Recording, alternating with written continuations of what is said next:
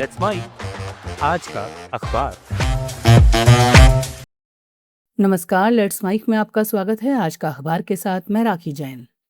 The guardian में प्रकाशित संपादकीय में अमेरिका की राजनीति में एआई के बढ़ते प्रभाव और टेक कंपनियों द्वारा उसकी नीतियों को प्रभावित करने की कोशिश पर सवाल उठाया गया है।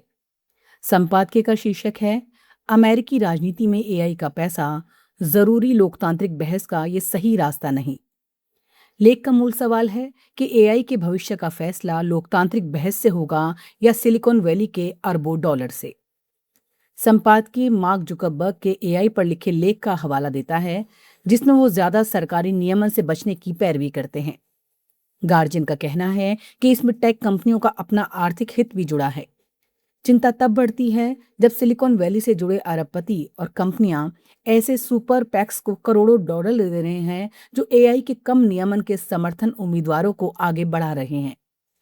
न्यूयॉर्क के नेता एलेक्स बोरिस के खिलाफ चलाए गए महंगे विज्ञापनों को इसका उदाहरण बताया गया है।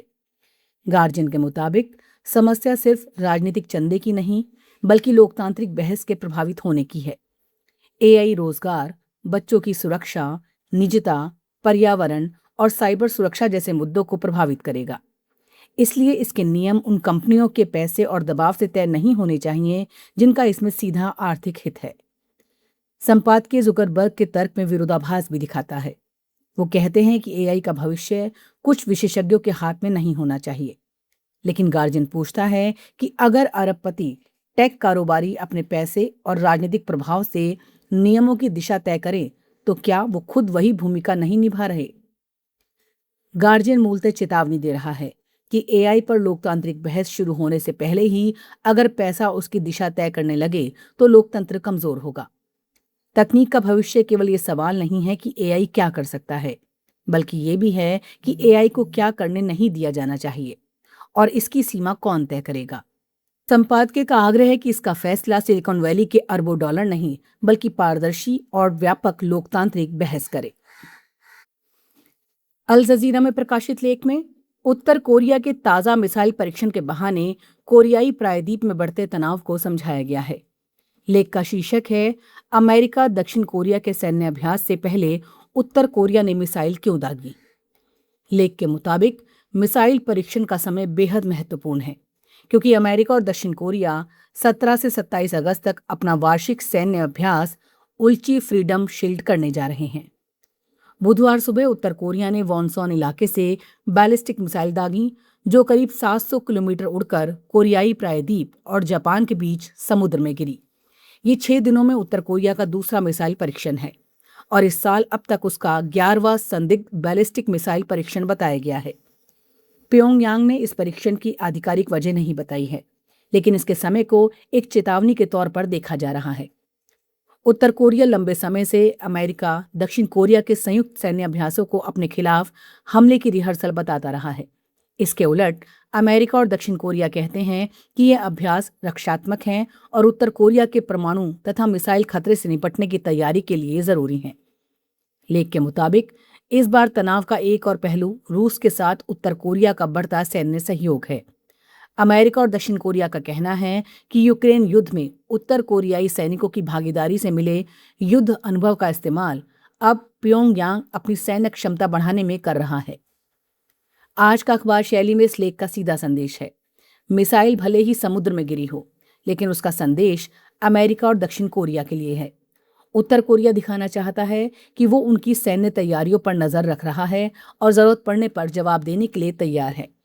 दूसरी तरफ अमेरिका और दक्षिण कोरिया उत्तर कोरिया के परमाणु और मिसाइल कार्यक्रम को देखते हुए अपनी सैन्य तैयारी को जरूरी मानते हैं।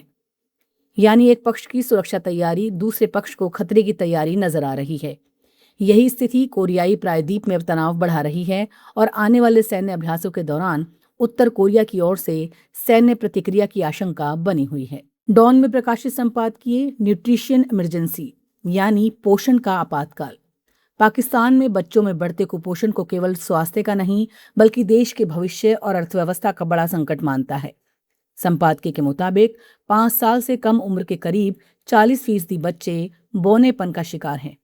इसका असर सिर्फ उनके बचपन तक सीमित नहीं रहता, बल्कि आगे चलकर उनकी पढ़ाई, स्वास्थ्य, काम करने की क्षमता और उत्पादकता पर भी पड़ता है। कुपोषण के कारण पाकिस्तान को हर साल करीब 17 अरब डॉलर का आर्थिक नुकसान होने का अनुमान है। संपादकीय समझाता है कि कुपोषण की वजह सिर्फ पौष्टिक भोजन की कमी नहीं है, गरीबी, गर्भावस्था में मां को पर्याप्त पोषण और स्वास्थ्य सुविधा ना मिलना, गंदा पानी, खराब स्वच्छता, कमजोर प्राथमिक स्वास्थ्य व्यवस्था और बच्चों के सही खान-पान की जानकारी का अभाव, ये सभी मिलकर समस्या को बढ़ाते हैं। इसलिए इसका समाधान भी एक साथ कई मोर्चों पर करना होगा।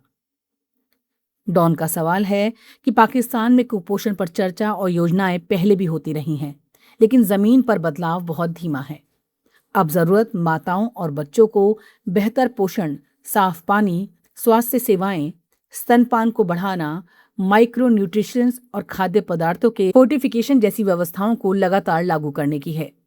साथ ही जिलावार आंकड़े सार्वजनिक किए जाएं ताकि पता चले कि समस्या कहाँ ज्यादा है और सरकारी संसाधन वहां पहुंचाए जा सकें। संपादकीय का सीधा संदेश यही है, कुपोषण पर सिर्फ सम्मेलन और घोषणाएं काफी नहीं हैं। पाकिस्तान को इसे राष्ट्रीय विकास का गंभीर मुद्दा मानकर तय जिम्मेदारियों, पर्याप्त बजट और लगातार निगरानी के साथ काम करना होगा, क्योंकि आज कुपोषित बच्चा सिर्फ एक स्वास्थ्य समस्या नहीं, बल्कि कल की कमजोर मानव पूंजी और कमजोर अर्थव्यवस्था का संकेत है। द डेली स्टार में प्रकाशित संपादकीय जनसंख्या परिषद को तत्काल फिर सक्रिय करें। इसमें बांग्लादेश की जनसंख्या नीति को लेकर एक गंभीर संस्थागत लापरवाही पर सवाल उठाया गया है। संपादकीय के मुताबिक नेशनल पॉपुलेशन काउंसिल पिछले 16 वर्षों से निष्क्रिय है और सितंबर 2010 के बाद इसकी कोई बैठक नहीं हुई। हैरानी की बात यह है कि इस दौरान 2012 और 2025 में 2 राष्ट्रीय जनसंख्या नीतियां बनी, लेकिन इस परिषद ने इनमें से किसी के समय भी बैठक नहीं की। संपादकीय समझाता है कि ये सिर्फ किसी सरकारी संस्था के निष्क्रिय होने का मामला नहीं है। बांग्लादेश लंबे समय से अपनी फैमिली प्लानिंग और जनसंख्या प्रबंधन के लिए दुनिया में उदाहरण रहा है, लेकिन अब इसके संकेत चिंताजनक हैं। 2025 में कुल प्रजनन दर बढ़कर 2.4 बच्चे प्रति महिला हो गई, जबकि गर्भनिरोधक इस्तेमाल की दर 2022 के 64% से घटकर 58% रह गई। इसी साल करीब 15,80,000 अनचाही गर्भधारण, लगभग 9 लाख गर्भपात और 3,300 मातृ मृत्यु का अनुमान सामने आया है। डेली स्टार का कहना है कि बांग्लादेश के सामने सिर्फ जनसंख्या बढ़ने या घटने का सवाल नहीं है। कम उम्र में गर्भधारण, बाल विवाह, बदलती पारिवारिक पसंद, पलायन, शहरीकरण, रोजगार और बड़ी कामकाजी आबादी को उत्पादक मानव पूंजी में बदलना, इन सभी मुद्दों पर एक समन्वित नीति की जरूरत है।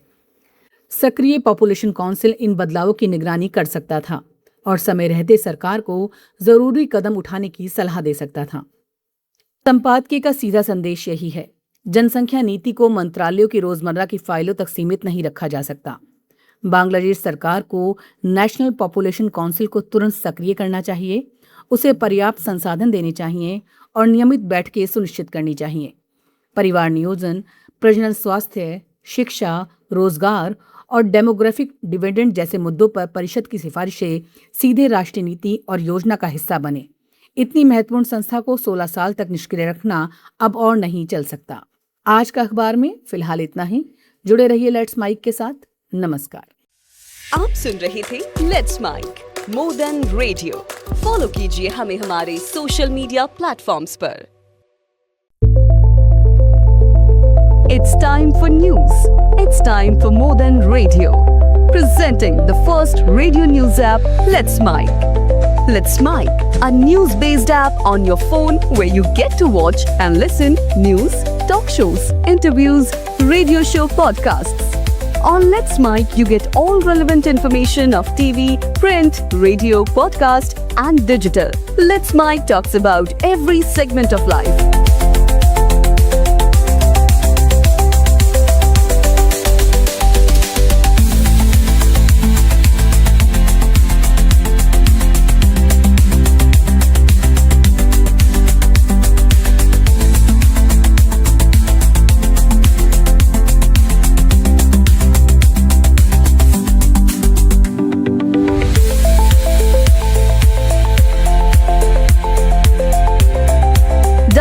app now from Play Store. Available both on Android and iOS.